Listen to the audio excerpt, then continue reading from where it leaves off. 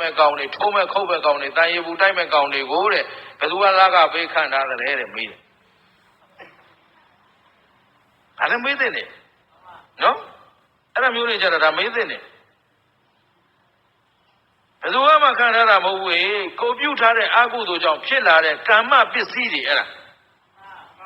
နော်